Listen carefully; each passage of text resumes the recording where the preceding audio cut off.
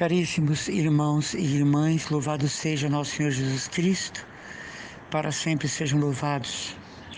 Hoje, festa da conversão de São Paulo, e motivo de reflexão para nós quanto à nossa própria conversão. Que São Paulo apóstolo interceda por nós e pelo seu martírio sejamos abençoados com graças assinaladas da sua poderosa intercessão. Essas duas colunas da igreja, São Pedro e São Paulo.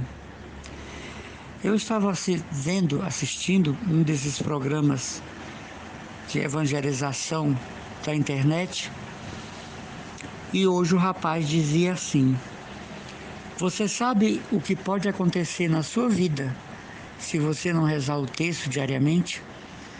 Você sabe o que está vindo na sua direção se você não rezar o texto todos os dias? Então, meus irmãos, isso é muito grave, porque por mais que Nossa Senhora tenha pedido em Fátima rezar o texto todos os dias, isso não é uma condição sine qua non de graça. Nós criamos umas estatísticas espirituais muito estranhas à fé. Tem uma canção de uma protestante, de uma evangélica, de uma herege, que ela diz assim: se Deus quiser, Deus é Deus, se não quiser, Deus é Deus. Me parece que é, né? Se Deus fizer, se Deus fizer, Deus é Deus, se não fizer, Deus é Deus, se a porta abrir, Deus é Deus, mas se não der, continua sendo Deus, não é?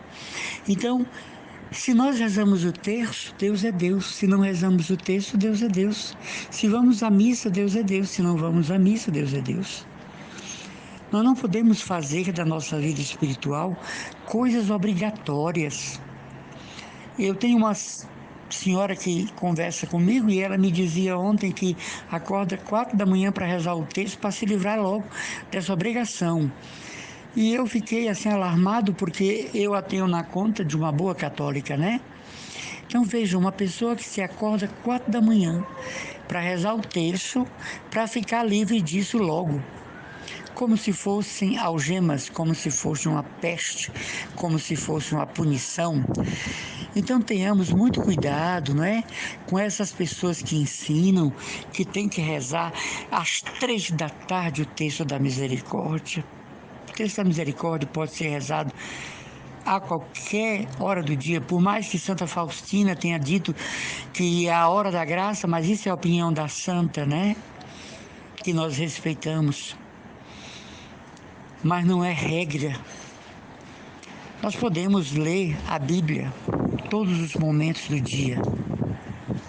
Nós podemos estar em comunhão com Deus o dia inteiro. Nós podemos ter vida de oração o dia inteiro e não em determinados momentos, 3 da tarde, 6 da manhã, ou a hora do ângelo, 6 da tarde, meio-dia. Essas estatísticas, né, matemáticas, elas tiram a espontaneidade da fé, geram ansiedade, preocupação, destempero emocional. Tem gente que entra em crise porque não deu tempo de fazer hoje o texto das Santas Chagas do Padre Manzotti. Tem gente que entra em crise porque hoje não pôde rezar a coroinha das 3 Ave-Marias que o Padre Marcelo ensina. Tem gente que entra em crise porque não rezou hoje a oração de São Miguel, da Madre Kelly Patrícia e do seu instituto. Amados irmãos, essas coisas elas precisam ser espontâneas em nós. Senão nós não vamos chegar a lugar nenhum de comunhão com Deus. Rezamos a Deus, mas não o conhecemos. Rezamos a Deus, mas não sabemos quem Ele é. Rezamos a Deus, mas Ele não honra a nossa fé. Ele não interfere em nossas vidas. Ele não faz valer a sua graça em nossa vida. Rezamos a Nossa Senhora, mas Nossa Senhora está completamente de mãos atadas pela nossa piedade, completamente obrigatória, fruto de uma má formação e de um pessimismo em gotas. Se você parar para notar, grande parte dos católicos rezam com um pessimismo em gotas. O que é? Somente para alcançar graça. São católicos que a gente chama do IBGE, né? Só para constar que é católico, tá na ficha lá do IBGE. Religião, católico. Então sempre vai a Deus somente nos momentos das crises, com parente com Covid, com parente com câncer, com parente na UTI, com parente com leucemia. Então as religiões, as orações assim, elas viram que algemas são as correntes do Egito, né? E Deus é o grande faraó. Se não deu para você rezar o texto hoje, problema nenhum. Maria continua sendo Maria e continua sendo mãe da misericórdia. Se hoje você não pôde rezar o texto da misericórdia, a paixão de Cristo tem um valor infinito, eterno. Se não foi possível rezar o texto das Santas Chagas, Padre Manzotti nem sabe se você rezou ou não, né? Então nós devemos ter um cristianismo livre de estatísticas, livre de algemas, livre de obrigações tão inconsequentes. E o que é pior, essas obrigações não levam ninguém a nada. São pessoas que rezam o texto todo dia, que meditam todo dia, que fazem o texto das chagas todo dia e continuam péssimas.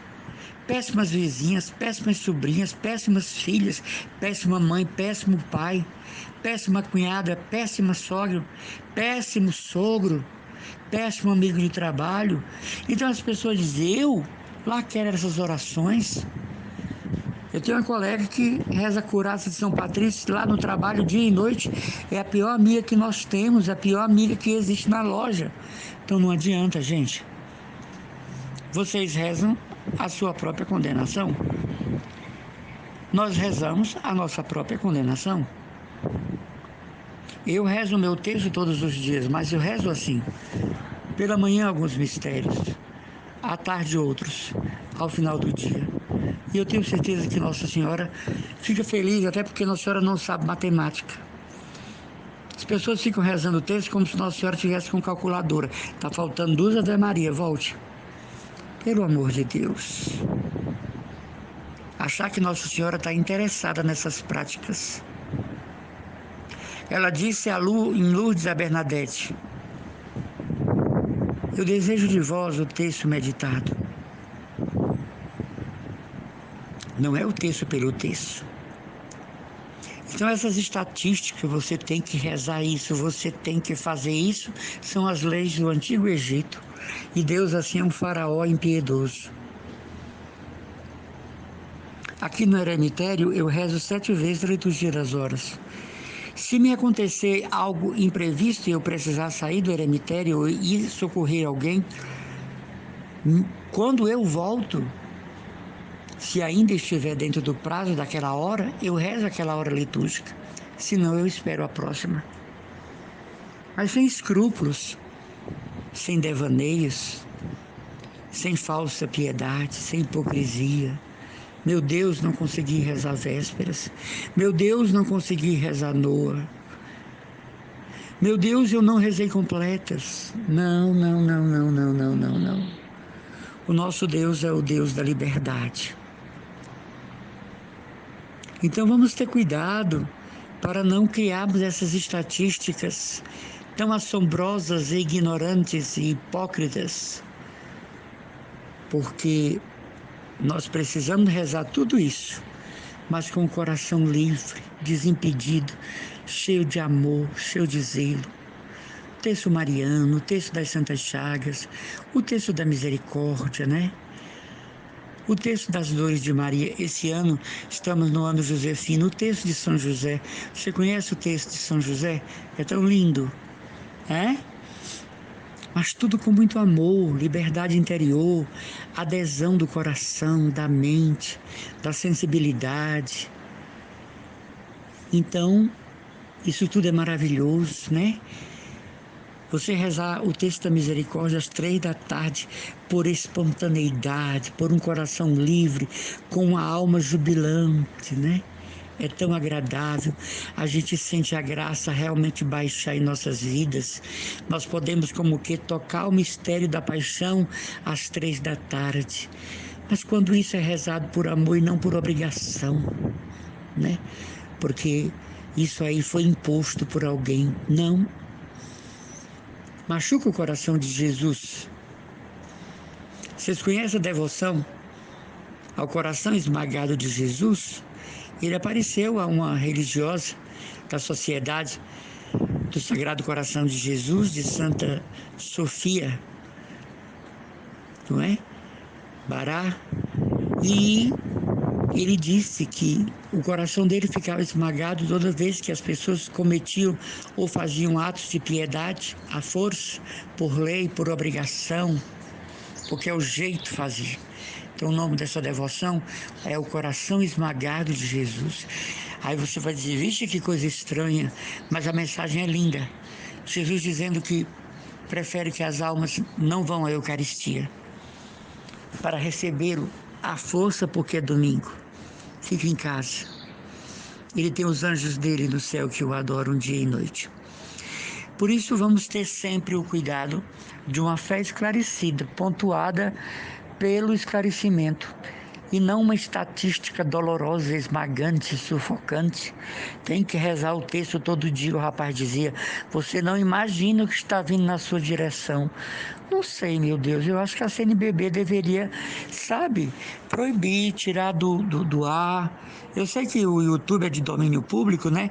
Inclusive, se você não sabe, o YouTube é protestante.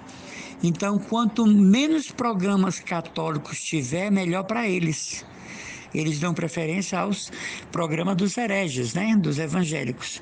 Mas programas católicos que não vale a pena. Já tem um outro de um rapaz gordo, forte.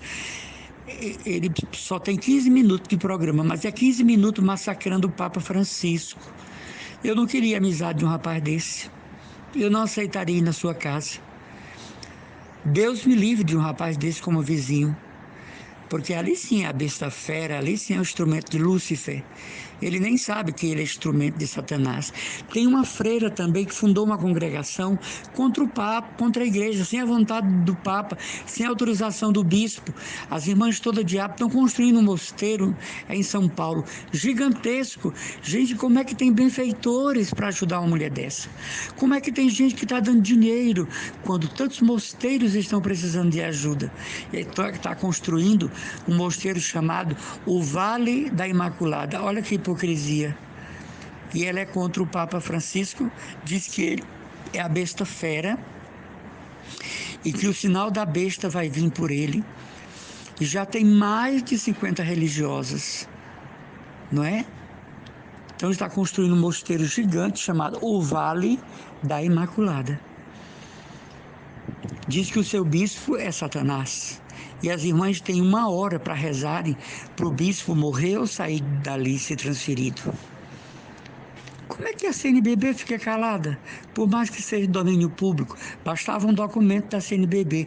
Nós desconhecemos essa comunidade. E o Brasil inteiro. Eu sei que tem muitos benfeitores que estão ajudando porque não sabem disso. Mas a freira, a Madre Superiora, ela quer ser chamada de Madre Superiora. Ela falava do Papa, diz que é a besta fera, que tem o sinal da besta, é ele. Ela diz que debaixo do sapato do Papa tem o número 666, 666. Quem foi que já viu o sapato do Papa?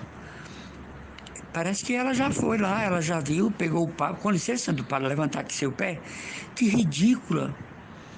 Uma moça que inclusive está precisando fazer um regime, está gorda, meu Deus. Vai morrer de um infarto de gordura no fígado. É uma madrezona, mas pregando bobagens em nome de Jesus. Jesus disse que depois, nos últimos tempos, iriam falsos profetas no nome dele. Então, se é no nome dele, ela fala no nome dele, o pastor fala no nome dele, esses são os que Jesus avisou. Então vamos ter uma religião sem estatística, sem cronogramas, sem loucuras de horários, sem sufocamento de obrigações. É tão bom, tão suave. Como eu disse a vocês outro dia, eu estou lendo os padres da igreja, né? Agora estou lendo o Santo Atanásio.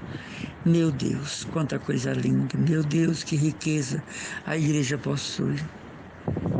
E as pessoas lendo bobagem de fim de tempo, lendo bobagem do Padre Gobi, lendo bobagem de Medjugorje, lendo bobagem de Gabriel à morte.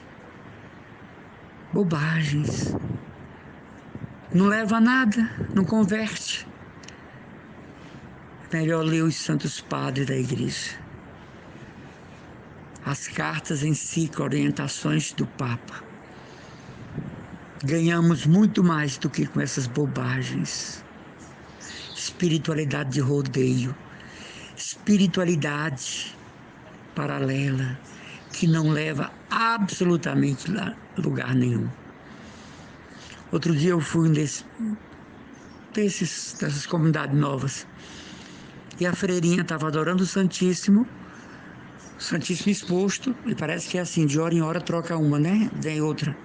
Era a vez dela. Ela estava diante do Santíssimo lendo o livro de Nossa Senhora, daquele movimento de Nossa Senhora aos Sacerdotes, do Padre Gobi, né? Como pode uma religiosa ler diante do Santíssimo as mensagens de Maria? Como pode uma religiosa ler diante do Santíssimo a hora que ela passou ali, lendo mensagens de Maria aos sacerdotes? O momento ali é cristocêntrico. O momento ali é adoração do Santíssimo. Por que não levou um salmo, a Bíblia? Por que não levou um manual eucarístico? Uma meditação de um santo eucarístico? Tem tantos, né? Tem um maravilhoso devocionário chamado Flores da Eucaristia, de São Pedro Julião Eymar, fundador dos Sacramentinos, a pobre da freira, 1 hora lendo as mensagens de Maria aos padres. Que ignorância religiosa, que falta de formação. Por detrás disso tem uma formadora inadequada, uma superiora sem preparação. Porque não pode uma pessoa passar 1 hora diante do Santíssimo? Nossa Senhora não quer isso. Nossa Senhora quer atenção ao filho dela. E lá se reza pelos padres, e lá se medita sobre os sacerdotes, mas não lendo mensagem por mensagem, até dar 1 hora. O que é isso? Uma religião não esclarecida, uma espiritualidade de rodeio. Vocês sabem o que é uma espiritualidade de rodeio? Fica rodeando o mistério da fé e não o atinge, e não chega lá. Que a gente possa ficar hoje com essa reflexão, não é? Acabar com as estatísticas obrigatórias de oração durante o dia. E seremos católicos felizes, muito felizes, e livres das correntes do Egito.